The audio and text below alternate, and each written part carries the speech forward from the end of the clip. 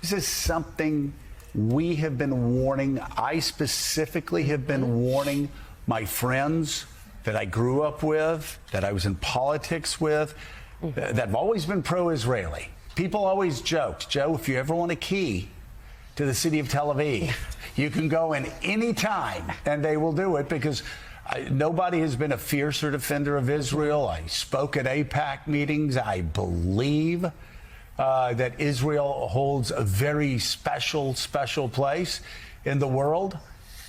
And yet, I have been, as a supporter of Israel, deeply concerned at the Netanyahu government over the past decade, but particularly after his military generals and his intel officers were saying, okay, there are no more military objectives here. All we are doing now is causing additional suffering to the people of Gaza.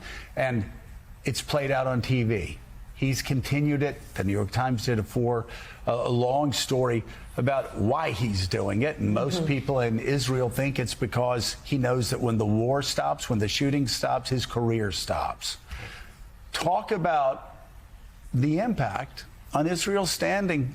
Forget the world. The world's usually anti-Israel. Let's talk about in America, where we've always been a bulwark of support for the people of Israel.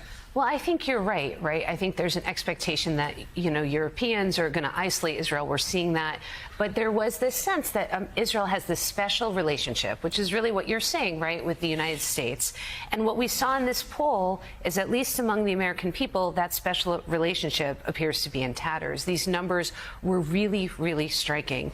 A majority of Americans oppose giving additional economic military aid to Israel. Can I stop you there? Yes. A majority of Americans oppose military or economic aid to Israel. I never thought I would see that in my lifetime. This is a seismic change in how the American public views Israel. It's really interesting, particularly for younger people. Israel's no longer David. Israel is Goliath. That is their take on Israel.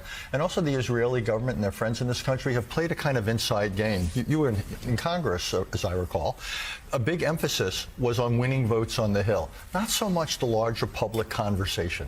And Israel has increasingly lost that conversation, and Gaza has reinforced it. I don't think this is immediate in terms of today's policy, Willie.